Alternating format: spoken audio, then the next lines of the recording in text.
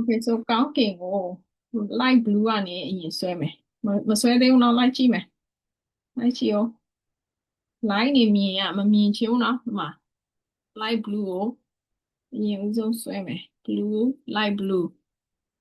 light blue ကို light half ထိဆွဲမယ်ဒီတစ်ဝက်အထိ okay light blue ကိုဒီတစ်ဝက်အထိဆွဲမယ် blue ကို light blue ဆို blue နည်းနည်းပဲထည့်မယ်နော်အဖြူပိုထည့်မယ် okay I want to see a really light blue ဒီထက်မရင်စေနဲ့ okay light blue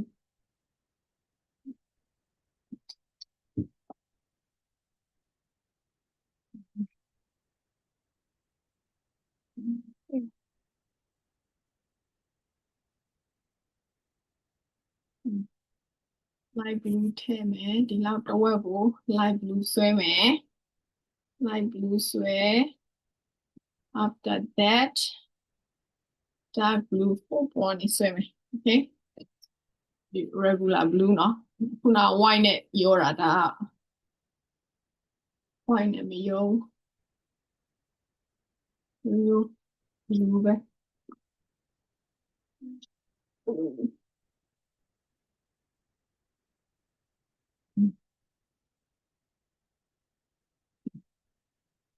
okay ဆွဲမယ်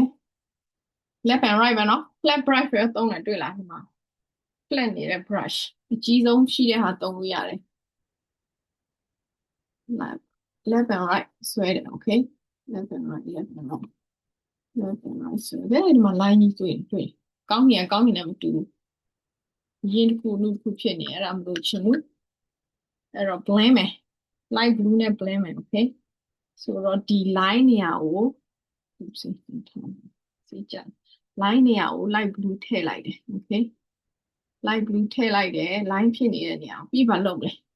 ထည့်ပြီးတာနဲ့ brush ကိုချက်ချင်းအဲ့လိုမိုဆေးပြီးတော့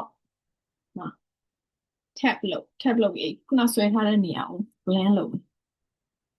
brush နဲ့ blend လုပ်လိုက်မယ် okay smooth တော့ပိုတက်ပြီးတော့ဟေးအမ line ပြောက်သွားပြီ okay smooth ဖြစ်သွားပြီဆိုတော့ကောင်းကင်အနုနဲ့ဆေးပေါ်ကျန်ကောင်းကင်အနုနဲ့အရင်ရတယ် okay so that you can start doing your sky right now go for it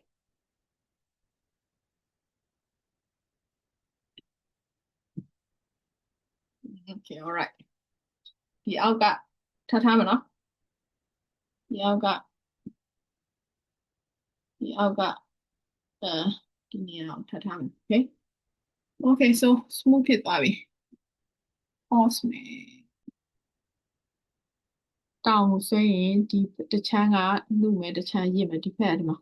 ပိုရင့်တဲ့အရာသုံးမယ်ဒီဘက်ချမ်းကို dark blue သုံးမယ်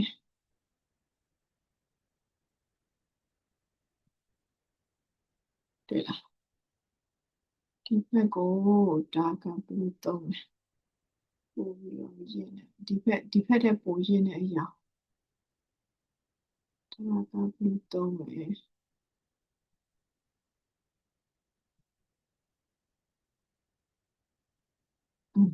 တွေ့လားဒီဘက်ကို dark blue သုံးမယ် okay ဒီဘက်မှာ light blue ဒီဘက်မှာနောက်တစ်တောင်ဒီဘက်မှာ light blue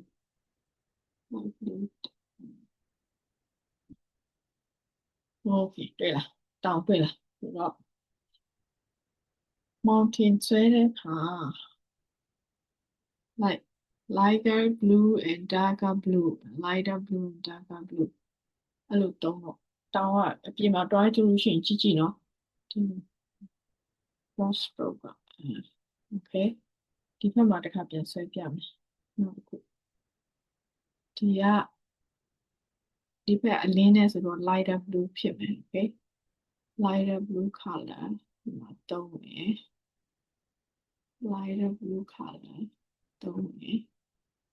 မှာ lighter blue သုံးမယ် lighter blue ဒီဘက်ခြမ်းမှာ lighter blue သုံးမယ်ဒီဘက်မှာ lighter blue သုံးမယ် okay အရေးကြတဲ့ဘက်က darker ပို့ပြီးတော့အရောင်ရင့်တယ်ဆိုတော့ပို့ပြီးတော့ darker blue သုံးမယ် okay ဒီတောင်းဝင်ဒီအောက်ထိစိမ့်နေokay အရေးကြတဲ့ဘက်ကို darker blue darker blue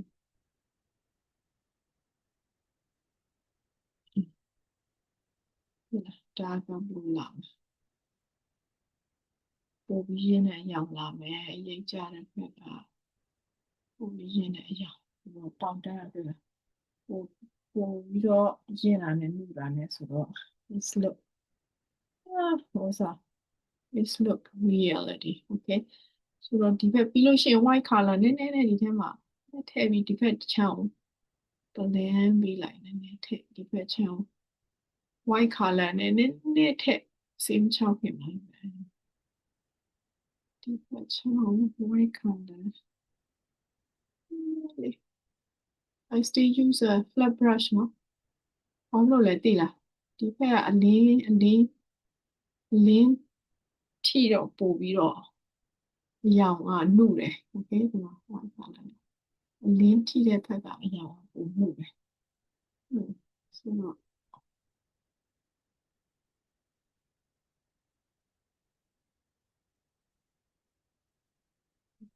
darkerဖြစ်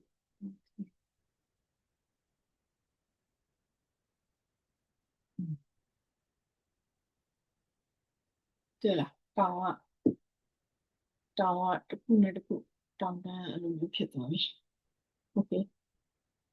ဒီနေရာကဒီတောင်ကသဘောကဒီတောင်ကအရှိမဒီတောင်ကအနောက်မှာ okay ဒီတောင်ကိုအရှိမထားချင်လည်းရတယ်သူ့ကိုအရှိမထားချင်ဒီ lighter blue ကိုဒီအောက်ထိဆွဲချရမယ် okay lighter blue ကိုအောက်ထိအရှိကိုသူ့အဲ့လိုဆွဲချလိုက်ရင်ဒီတောင်အရှိရောက်သွားပြီဟိုတောင်အနောက်ရောက်သွားပြီတွေ့လားဆိုတော့ဥပမာဒီတောင်ကအရှိမရှိတယ် okay ဒီတောင်ကအရှိမရှိတယ်ဒီတောင်ကိုအနောက်ပို့ချင်တယ်ဒီတောင်ကိုအရှိပို့ချင်တယ်ဆိုလို့ရှိရင်ဒီ darker blue ကိုဒီမှာဒီအရှိကိုဆွဲချလိုက်ပြီဆိုဒီတောင်ကအရှိရောက်သွားပြီ okay ဒီတောင်ကအရှိရောက်သွားပြီဟိုတောင်အနောက်ရောက်သွားပြီဆိုအဲ့ play တာတစ်ခုကိုသိရမယ် okay ဆိုတော့နောက်တစ်ခုထပ်ဆွဲပြရအောင်မလားနှစ်ခုရပြီနော်mountain ရပြီ okay ဆိုတော့ဒီမှာစဆွဲတော့မယ်ဘယ်နဲ့ paint here ဒီမှာဒီအကြီးမှာပြပြအောင်မယ်ထားက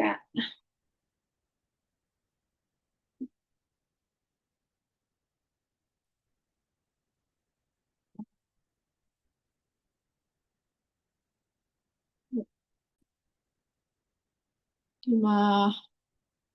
mountain ဆွဲပြမယ် okay တောင်တန်းကိုယ့်အကူကြိုက်တယ်လို့ဆွဲလို့ရတယ် okay ကိုယ့်အကူကြိုက်တယ်လို့ပုံပေါ်မယ်နေအမြင့်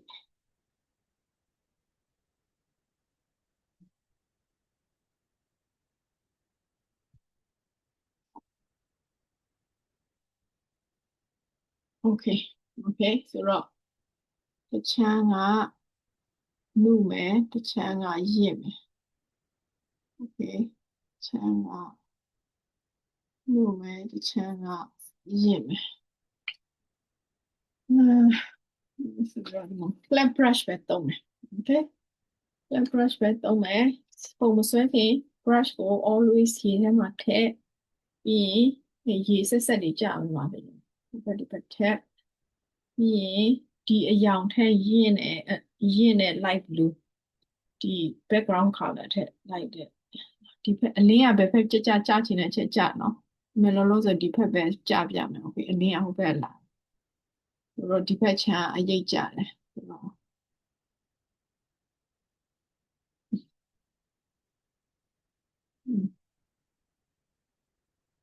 light blue,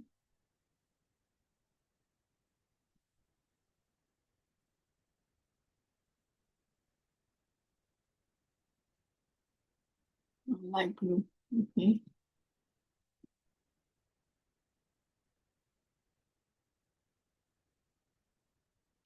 Light blue.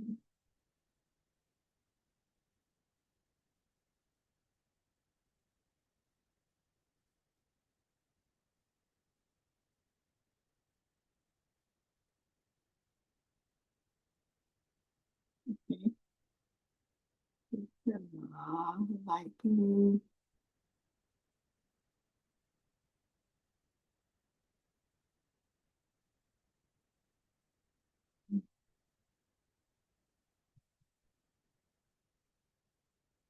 Okay. Okay. Shape board. Darker blue. Darker blue.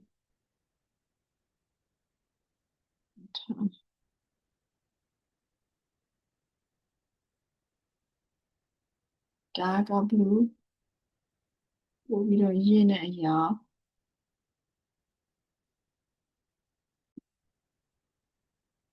ပိုရင်းတဲ့အရာထည့်မယ်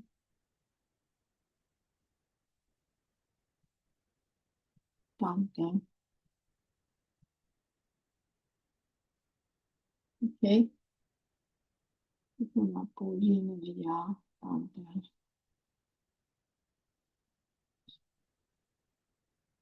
ဒီမှာပိုရင်းတဲ့အရာတောင်းတန်ဒီမှာချစ်ဖို့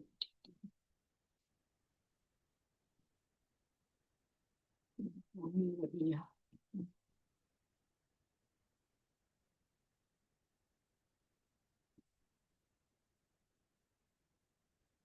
ချစ်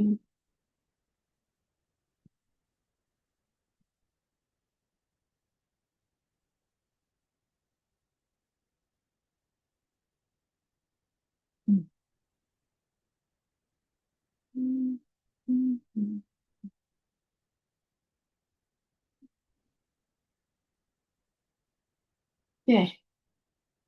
Okay. ဆိုတော့ခုနပြောသလိုပဲဒီတောင်ကိုအလဲကတောင်ကိုရှေ့ပို့ချင်တယ်ဆိုလို့ရှိရင်ဒီကောင်အောက်ခြေထိဆွဲအလဲကတောင်ရှေ့ပို့မယ်ဆိုရင်ဒီကောင်အောက်ခြေထိဆွဲ light blue okay အောက်ခြေထိဆွဲ light blue ရှေ့ပို့မယ်ဆို that okay တွေ့လားဒီကောင်ရှေ့ရောက်လို့နောက်ရောက်သွားပြီ so that's how you play back and ဘယ်တောင်ရှေ့ပို့မယ်နောက်ပို့မယ်ဆိုတာအဲ့လိုပဲ play လုပ်တယ် okay ဆိုတော့ဟုတ်ဒီမှာဒီကောင်ရှေ့ပို့ပါမယ်ဆို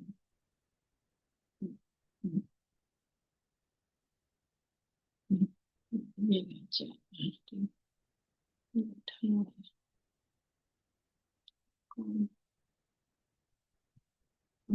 နောက်တာ okay all right okay done okay ညက်ခင်းလည်းအဲ့လိုပဲเนาะ yellow နဲ့ green နဲ့စူးလုပ်ပြီးတော့ပုံလောက်လိုက်တယ် okay ချူလိုက် okay ဒီမှာ yellow နဲ့ blend လုပ်တယ်เนาะ blend လုပ်လိုက်မယ် sky လုပ်တဲ့ sky ကအရောင်ပဲကွာတယ်เนาะ sky ဆွဲတဲ့ technique နဲ့ okay sky ဆွဲတာ blue နဲ့ဒီကောင် yellow နဲ့ green နဲ့ blend တယ်ဆိုတော့မျက်ခင်းရပါတယ် smooth ဖြစ်သွားတယ်အရောင်မြင့်တာနေလို့အရောင်အဝါရောင်နေတဖြည်းဖြည်းစိမ်းအောင်ဖြစ်လာတယ်ဆိုပန်းထည့်ရင် brush ကိုဒီလိုထည့်တယ်ဒီထောင်လေးထည့်ပြီးတော့ဒီမှာစိတ်လေးထည့်တယ်ဒီဘက်ရောက်ရင်နီးလာလေပန်းပူကျဲလာလေဆိုတော့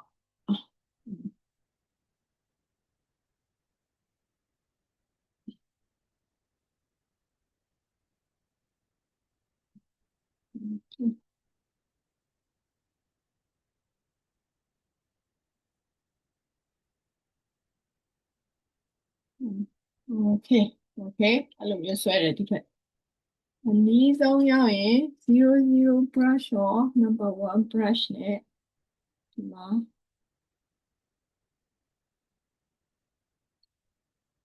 ဒီမှာ okay ဒီမှာကြည့်ပန်းဘယ်လိုဆွဲလဲပြမယ်ဒီမှာ00 brush နဲ့တွေ့လား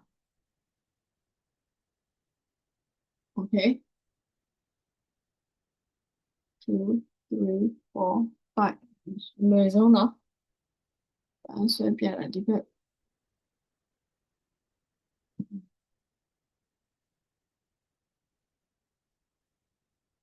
okay အဲ့လိုမျိုးဆွဲတယ်ပြီးလို့ရှိရင်အလယ်မှာ you can put an orange color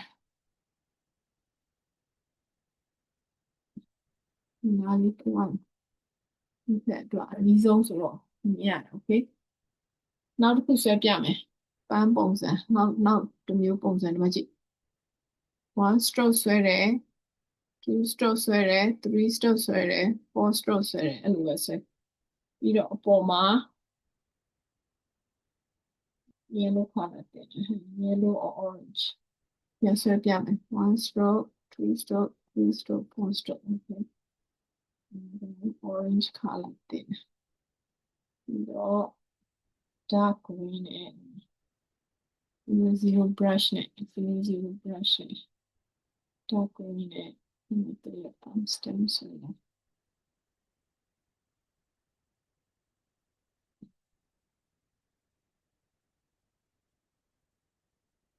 okay ဒီတောက်လေးပဲဆွဲမနော်ဟိုဘက်တခြားမဆွဲနဲ့တော့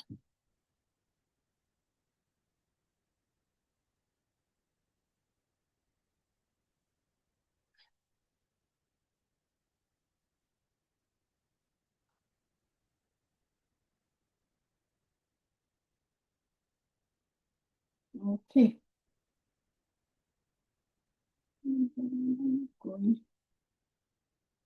green color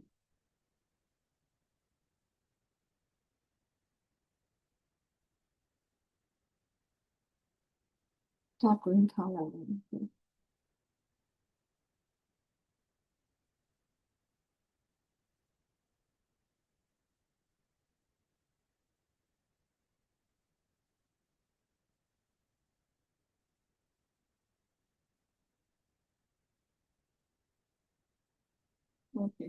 အချုံအောင်ဒီဘက်တောက်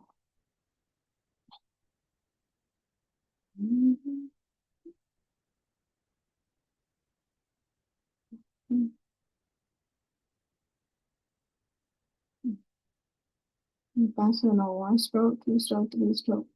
4 stroke 1 stroke 2 stroke 3 stroke 4 stroke ဒီတော့အပေါ်မှာ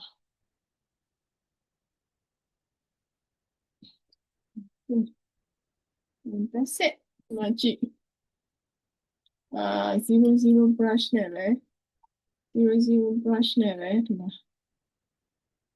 ညက်ထည့်ချင်ဒီမှာစေးချပါတော့ဒီမှာ R ပုံစံထည့်လို့ရတယ်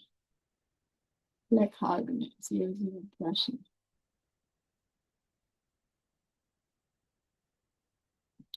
့လေးတော့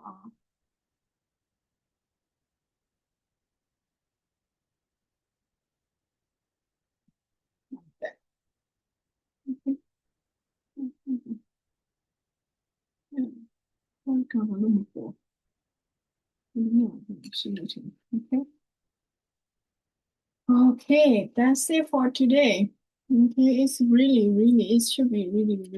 look good ဒီမှာကြည့်နော်ပန်းပုံစံဒီမှာကြည့်နောက်တစ်ခါဆွဲပြမယ်1 stroke ဆွဲတယ်2 3 4 okay and then ဒီမှာဝိုင်းအောင်ထည့်လိုက်ပြီးတော့အဖူးလေးထည့်လိုက်ဒီထည့်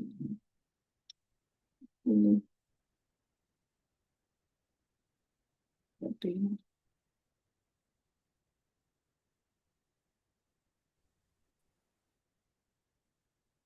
် there we go ဒါ that's it